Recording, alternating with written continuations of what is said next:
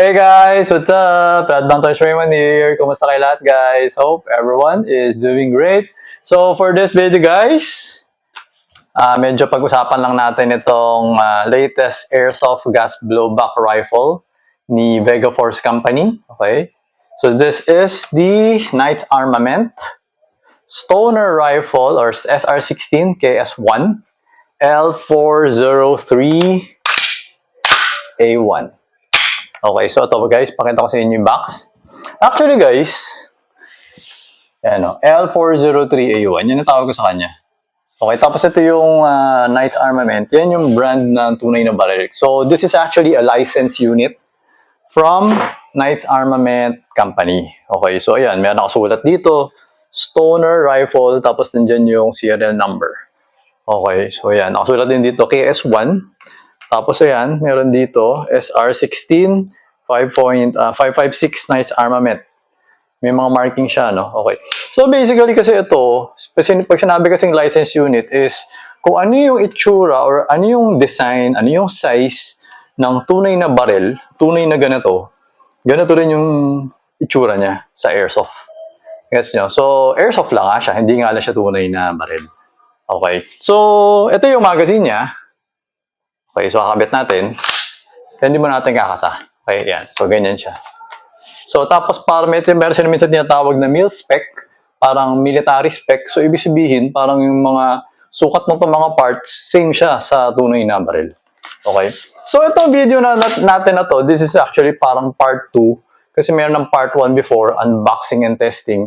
Pero nga lang, doon sa part 1, hindi natin na-testing yung actual na FPS niya, like yung na-test ko ba? Parang alam ko hindi natin na-adjust. Kasi yung L403A1 natin, this is actually a special edition.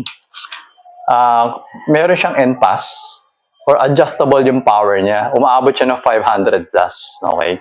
So actually, this unit, nag-request si customer, si client, na adjustin natin. Okay?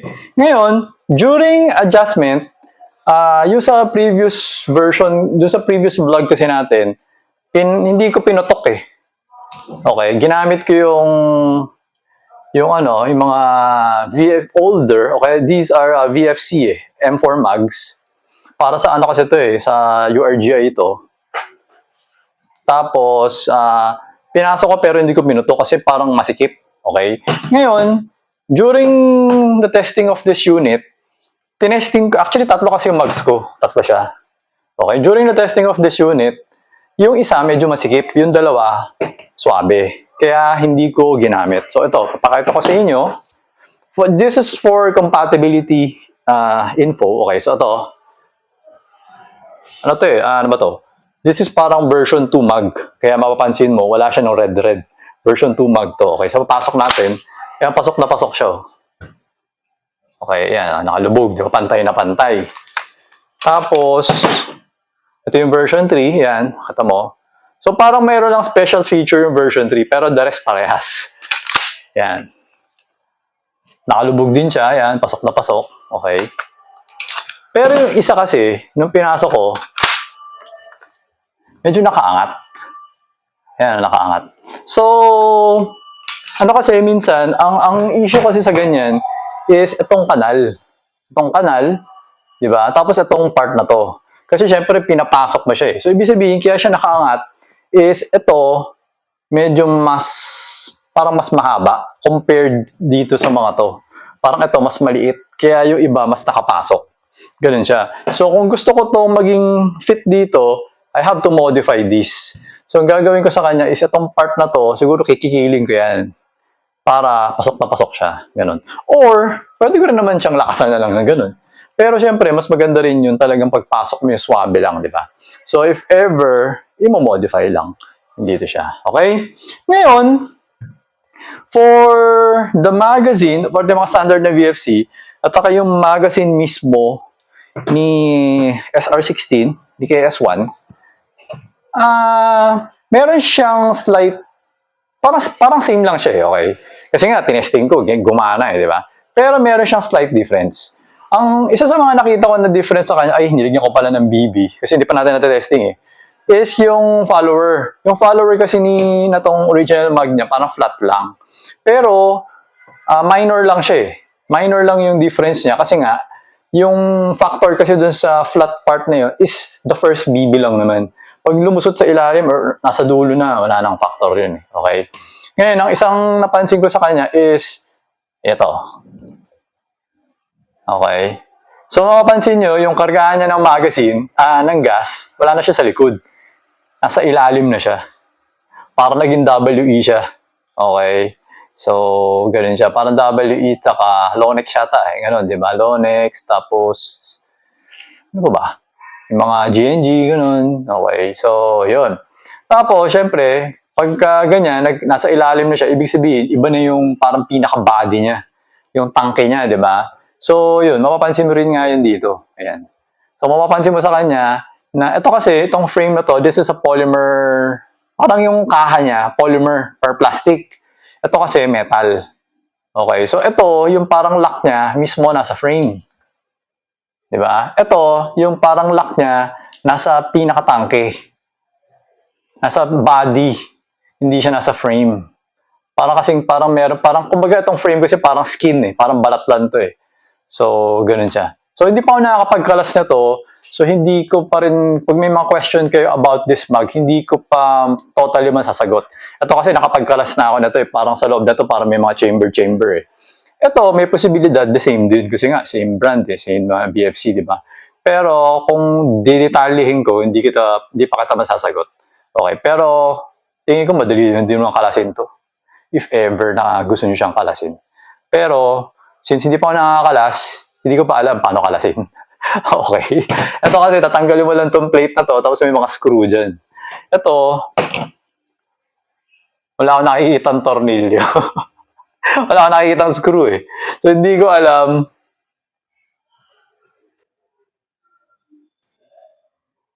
Hindi ko pa alam kung paano to kakalasin. Okay? So ganun siya. Kaya huwag niyo muna akong tanongin regarding dyan.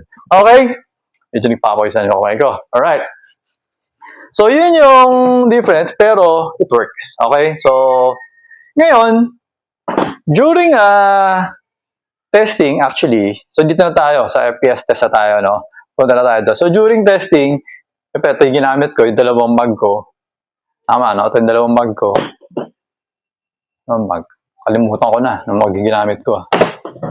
Ito yata yung masigip. Okay. Tabi natin yan dyan. Huwag natin gamitin yan. Okay, so ito pala, ito yung dalawang ginagamit ko. I was able to get 505 na during adjustment. Okay. And the gas that I was using is only 12. Ito pa lang. Green gas na lang yan. So, okay na yun. Okay na. Kasi nung tinetest, kasi pag natetest kasi ako ng adjustment, sinasabay ko yung burst. Hindi kasi pa pwede yung FPS yan talaga eh. Although pwede naman, pero depende rin kasi kung paano mo siya gagamitin. Paano mo gagamitin yung unit mo. Gagamitin mo ba yung unit mo for semi, for sniping, or gusto mo mag-burst din once in a while. Kasi kapag nasobrahan yung adjustment mo sa kanya, lahat ng energy, kasi dalawang klase kasi yan eh, di ba? Pag nag-a-adjust ka kasi nung parang NPAS na tinatawag na NPAS, merong valve. So yung valve, ina-adjust mo yung pwesto ng valve. Okay? So yung valve, for example, nakaganyan siya, nandito, meron certain kailangan na gas palabas. Ito kasi yung palabas, ito yung sa likod, para sa blowback. So, ang ginagawa mo kasi dun sa valve, inuusog mo siya sa likod, pinapalayo mo siya sa harap para mas matagal siya mag-close. Kasi pag nagba-blowback kasi, pag labas ng gas dito, nagka-close kasi ito eh, biglang sumisira. So, kapag ito, mas matagal mag-close, mas maraming gas lumalabas. Tumataas yung FPS niya. So, ngayon, ang nangyayari, kapag ito naman, nasobrahan ng atras sa loob, konting-konti na lang yung gas na napupunta sa likod. So, humihina yung blowback niya.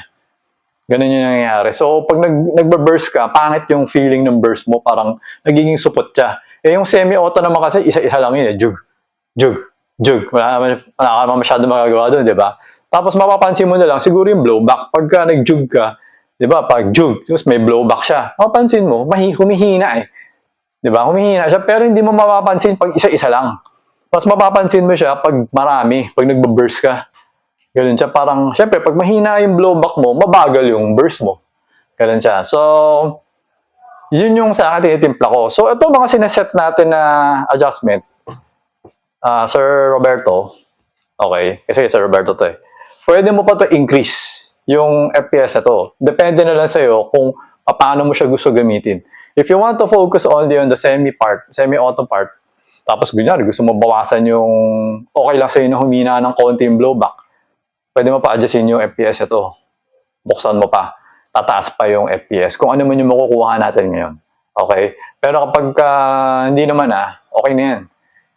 Pwede na yan. Okay? So, ayun. Okay? So, for this part, testing na natin, FPS test natin, nakakuha na ako ng sa kanya, nakakuha na ako ng 505 using my old mags. So for this is a new mag, hindi ko pa siya napopotok. Kinargahan din natin siya ng 12. Usually kasi mas malakas talaga to ng mga 20, 30 FPS. Okay, kasi nga bagong mag siya. Tapos parang mas mataas yung pressure niya. Okay? So ako, in-expect ko, siguro mga 530 makuha natin, o yan, 525 FPS yung makukuha natin using the new mag. Okay? Okay. So, ito na. Wait. Alright. So, ito. Inserting the magazine. Okay. Tapos, kakasa natin. Okay. So, ito na. Wait. 0, 0. Okay. So, yan. Check natin. Firing. Diba? So, medyo tama ako. Medyo. Kasi nakuha natin 539.4. Okay. Tapos, solid nung blowback niya. Okay. So, yan. 539.4 for the first shot.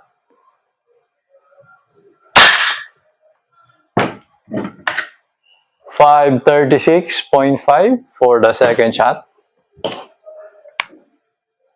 So ngayon, if ever na, Sir Roberto, if ever naman na gusto nyong parang, lakas naman na to, gusto nyong bawasan, pwede pa rin naman. Bawasan nyo. Okay. 526. Okay.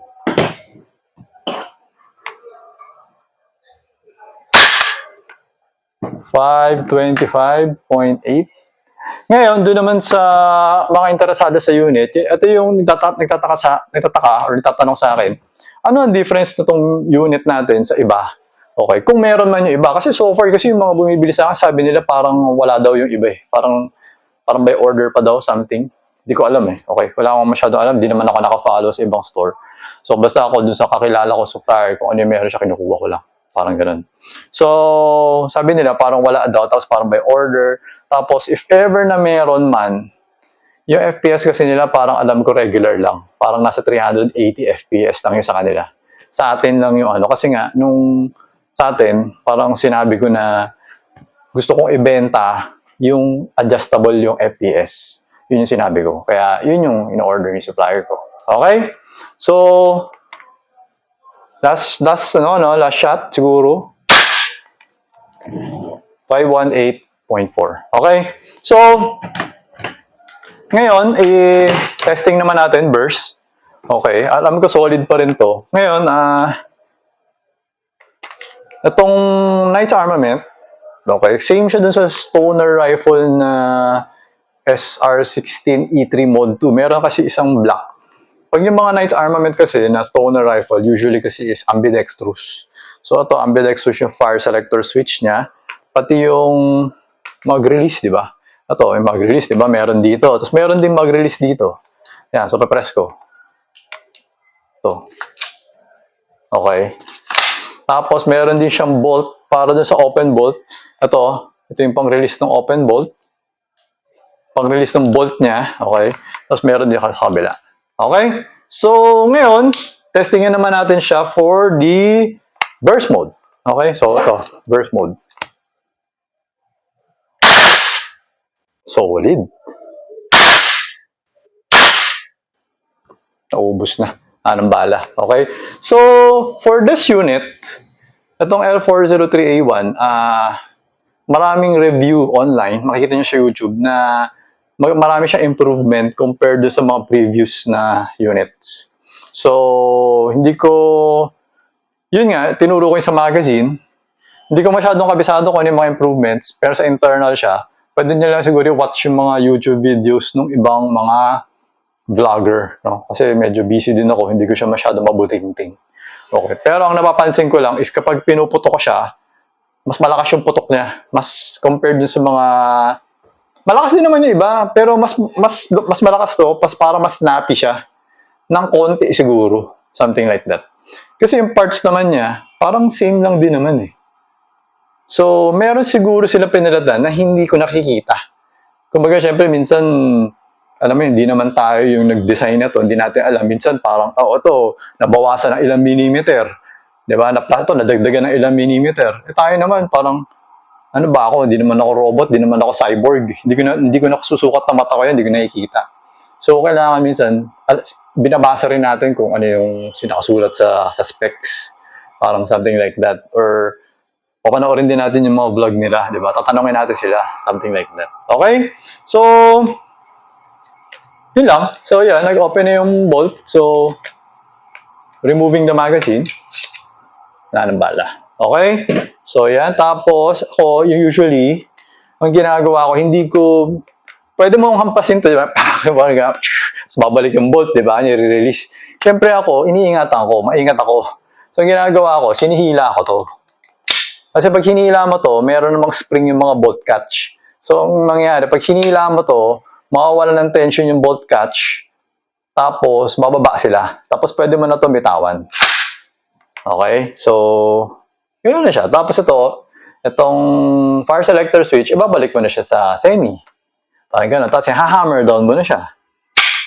Ganun siya. Tapos dapat hindi to babalik sa safe. Ayan, ayaw. Same siya sa tunay. Kasi yung tunay ayaw mag-safe. Pero pwede ito mapunta sa full auto. Wala rin naman sense, hindi naman puputok na rin yan. Kahit na mapunta pa sa full auto yan eh. Di ba? So, ganun siya. So, lagyan natin sa safe yan. Okay? Ngayon, break lang. Papunas na ako ng kamay dahil basa na yung aking kamay. Nakakaya naman. Yan. Okay? So, ayan, na-testing na natin siya sa FPS. Ngayon, magbibigyan ako ng konting info regarding sa mga newbie kasi nga, si Sir Roberto sabi niya, newbie daw siya sa mga gas blowback rifle. Okay. So, ako naman, minsan pa may natatanong sa akin, Sir, newbie lang ako. Ako lagi ko naman sagot, lahat naman pwede sa newbie. You just have to, ano ba ito, may lamok? You just have to know how to use it. Okay? So, ito, parang gas blowback pistol lang din naman siya. Na yung bala, lalagay mo sa magazine, yung gas, lalagay mo sa magazine. Okay? Ngayon, syempre, ang difference lang, ito medyo may konting kaartehan yung magazine. Kasi nga may mga lock-lock pa siya. Bakit ba yan? Para saan ba yung lock na yan? Yung lock na yan is para hindi na siya mag-open bolt. Okay? So, example, pag nasa harap, nakita mo yan na, nasa harap, ibig sabihin, naka-disable yung lock. Ngayon, kung gusto mo i-enable yung lock, baba mo to para hindi ka mahirapan, baba mo to, press down, tapos press back.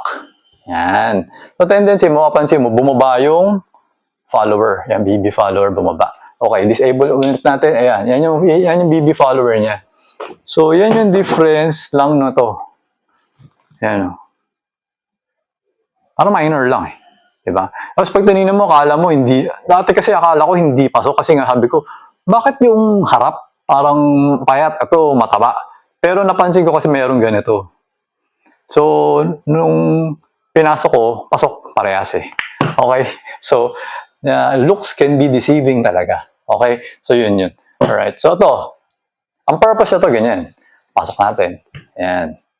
Diba? Tapos, what will happen is, ilang putok lang. Okay? So, di ba, wala siyang bala. Pasok natin.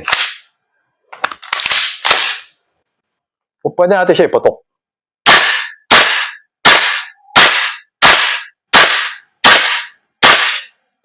Gets? Ganun siya. Hindi siya mag-open bolt kasi din-disable mo yung para sa open bolt. Ganun lang. So, ngayon, syempre, pwede nyo ko tanongin, hindi ba makakasira yan? Hindi naman siya makakasira. Pero medyo sayang lang sa gas. Kasi mataas yung FPS mo eh. Nagets mo? Mataas yung FPS mo eh. So yung binubuga mo, 500 FPS na gas eh. So kung gusto mo siguro pwede siguro lagyan mo siguro sa 350 lang na gas.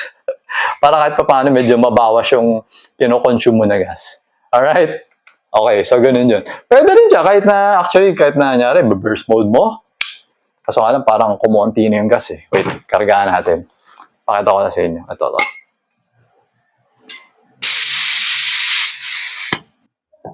Okay. So, naka-disable pa rin, di ba? So, to.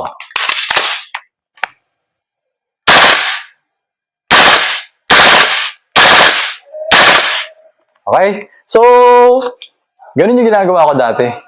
Parang trip-trip lang. Parang nafe-feel mo lang. Pero, mas masarap pa rin pag may tina-target ka kaysa sa nagpuputok-putok ka lang wala-wala akong binabaril. Pero, depende sa'yo kung ano trip mo. Okay? So, ayun, ganun siya. So, to. Hammer down. Okay? So, yun yung isang difference ng airsoft pistol sa gas blowback rifle. Ngayon, for the rifle, siguro, ang titingnan mo dito is yung mga pin. So, minsan, tinitingnan mo lang yung mga pin. Pero, ito kasi, parang, iba-iba kasi unit eh. Kasi last time, parang may kumuha, BCM, during testing, parang medyo lumabas yung pin. Yan, ganun siya, no? So, siguro for this one, parang dito kasi iba yung pin niya eh. Hindi ko yung pin eh, parang iba eh. So, yun naman, titingnan mo lang yung pin kung natatanggal ba. Although, parang wala pa naman ako na-experience na ganun. Pero, siguro, ano ba? Yung bolt, yung buffer, okay? So, ngayon, how to, mas mabilis kalasin yata ito sa pistol, mas mabilis pa. Parang parehas lang yata.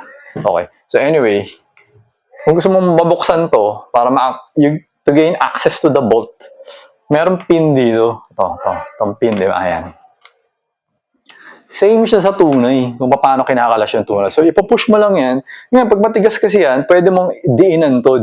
I-push down mo siya, tapos taka mo siya i-push. Ayan. Ngayon, pag matigas pa rin, kuha ka lang medyo konting something na para pokpokin mo siya ba matanggal siya. Pero for this one, kaya eh. Yan. Okay. Tapos, pagka nakalabas na to, i-gano'n mo lang. Yan.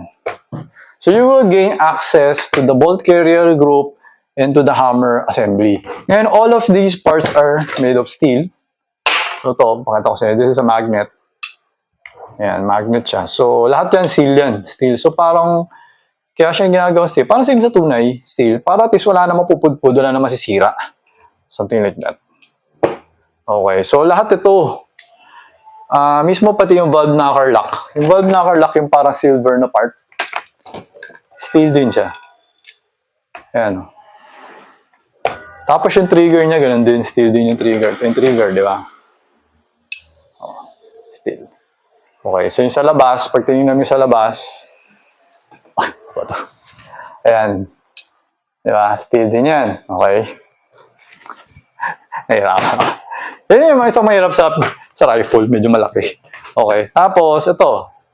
So, siguro sir, pagka newbie kayo, tatandaan ninyo na kapag binabalik mo yung charging handle, you have to make sure na nakasagad siya sa forward. Kasi, yung bolt carrier group, di ba, ito, pwede kasing tumama ito dito. No? Sige, kakalasin ko, papakita ko sa inyo. Okay, so hinihila ito. So, pag hinihila mo siya, so ito, yung bolt carrier group, parang, hirap eh, parang pagtanggal, ito pababa, di ba? Tapos ito, actually, parang may lock din to siya dito. So, pagka binalik mo to, parang may isang part, parang pag ganun siya, oh. Chuk, chuk, parang ganun. So, kasi hindi siya papasok ng ganyan eh, ayaw. So, kailangan galing siya sa loob, hahanapin mo yung parang kanal niya, yun. Nakita niya, pumasok, di ba?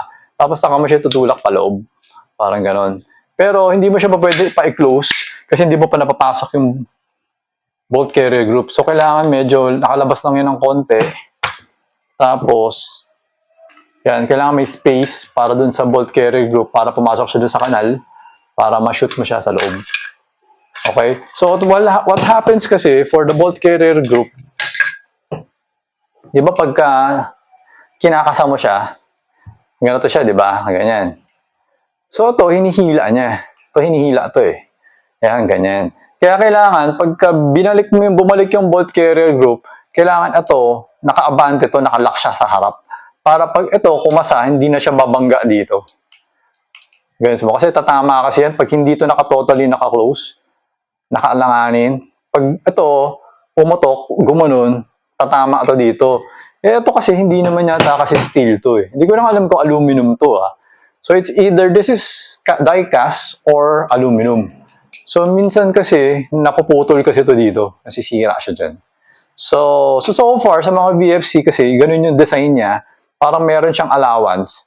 So you just have to make sure that this is naka-forward para hindi babangga tong part na to dito. Okay? Ngayon, since nakalabas na yung bolt carrier group, pakita ko na sa inyo. Okay? So this is also made of steel. Kaya medyo mabigat siya. Ayan. Kaya malakas yung blowback niya. Steel yan. Okay? So, yan. Kaya medyo mahal. Mahal ang mga steel. Alright, so, ayan. So, babalik na natin. So, yan. Ganun lang. Ngayon, ito pa pala. May sasabihin ako sa'yo. For this version, since ito yung latest version, ang binago nila dito, nakita ko, is the hop-up. Yung mga previous versions kasi ng VFC, yung hop-up kasi is nandito sa may yung parang gas. Kung kasi sa tunay, parang merong gas something dyan eh. Kasi di ba parang may di ba yung gas galing sa loob, doon lumalabas. Parang ganun yung sa tunay na baril eh. So yung parang, kalimutan ko anong tawag nila dyan eh. So yung dati, dito yung ina-adjust. So parang kukuha ka ng, meron kang mahabang allen, parang ganito. Tapos ilalagay mo dyan, tapos dyan ka nag-a-adjust ng hop-up dati. Ngayon, for this unit, binago nila. Pero sabi nila, it improves accuracy daw. Okay, so hindi ko alam. So anyway, ngayon, nandito na siya sa ilalim. Sa ilalim na siya. Merong kasamang Allen wrench dun sa... Saan ba yun? So, meron siyang kasamang Allen wrench, saka may kasamang loader. Ayan o. May isang Allen wrench din. Ayan. Okay. So, yan yung pang-adjust ng hop-up nandito sa may ilalim. So, bubuksan mo siya, tapos parang gano'n doon, nagpipihit. So, yan lang naman yung napansin ko sa kanya na actually, hindi ako sure kung okay kasi siya binubuksan mo pa eh. Hindi katulad yung dati, dito mo lang ipapasok, di ba? Pero, syempre, sabi nila, improved accuracy and precision. Eh, ano ba mas gusto mo? Yung mabilis o yung mas improve? Eh, siguro yung mas improve, di ba? So, okay na siguro kahit medyo mahirapan ng konti. Kasi parang, ano lang naman kasi usually yung hop-up, parang isang beses mo lang naman a-adjustin eh. So, parang pipili ka lang ng bala, anong gusto mong bala yung parati mo ginagamit, tapos adjustin mo na. So, accurate na siya, tsaka precise na siya for that setting. Diba? So, yun yung isa. So, yun lang. Ngayon, so Roberto, ito yung isang masasabi ko sa'yo na experience ko. Okay? Kasi yung sa akin, meron ako isang URGI, it's using the same buffer, no? Teka lang. So, for the buffer, yung buffer, ipapress mo lang naman yung parang mayroong isang pin dyan sa ilalim, kasi yun yung pumipigil dito. Ipapress mo lang yung pababa, tapos, sabi siya, hawakan mo to, kasi may spring to. So, ipapress mo yung sa baba, tapos lalabas na yung buffer. Ito na yung buffer. Yan. Okay. So, to. So, this is the spring. Buffer spring ata tawag ito. Buffer spring and this is the buffer. Okay? So, ito kasi, hindi mo siya two-piece. Kasi marami gumagalaw eh, no? So, parang ano kasi siya, parang naka-screw. Ito. Ganyan. Ngayon, kung hindi ko nagkakamali, meron niyang thread locker. So, yung sa akin kasi before, hindi ko alam kung, kasi nung medyo newbie pa ako sa gas blowback rifle, kaya yun, i-explain ko ngayon. Medyo newbie pa ako, hindi ko alam. So, ginamit yung unit, hanggang sa dumating yung time, ito pala daan-daan palang nakakalas. Parang, hindi ko alam kung nakailang rounds na ako kasi hindi ko nabilang. Basta, pero madami na din. Tapos, parang, syempre, siguro natuyo yung thread locker niya, parang ganyan. Tapos, nakalas to. Tapos, actually, during competition pa yon ginamit ko yung unit. Kasi nga, during testing, okay naman eh. Sabi ko, okay na to during testing eh. So, ginamit ko na siya for competition. Tapos, pag gamit ko ng competition, dun siya nagloko. So, hindi ko natapos yung competition kasi nagloko yung baril ko. Hindi ko alam. Akala ko nasira or whatever. Kaya pala, nagkalas-kalas lang pala. Pero late ko na nalaman, kaya hindi ko na rin tinapos kasi parang na-bad trip na ako eh. Sabi, ano ba naman to? Nakakalas? Yan, ito, nakakalas kasi to. Pero, matagal pa naman siguro. So siguro, pag sobrang daming puto ka na, tapos siguro parang may na-encounter ka na something na may na-feel ka, may narinig ka nakakaiba ng tunog, pwede mo na siyang buksan tapos tingnan mo to kung nakalas na ba to. Baka mamaya naglulusen na eh. Diba? So pag nagkaganon, yun, pwede mong lagyan ulit ng thread locker, linisin mo, lagyan mo ulit ng thread locker, tapos sigpitan mo siya. Parang ganon. Okay? So, yun lang. Tapos, siguro pwede mo siya lagyan ng mga grease, kung saan, mga lube, kung saan yung may mga dumadaan. For example, dito sa bolt carrier. Actually, pwede ko to lagyan bago ko to ipack para sa'yo. Lalagyan ko siya sa gilid. Kasi usually dito to, yung sa mga frame, di ba, yung sa dinadaanan. So, pwede dyan para mas swabe yung mas hindi nagkakaroon ng mga gas-gas, ganyan. Kasi syempre, pag walang coating, may lamok. Yun, napatay ko yung lamok. Okay.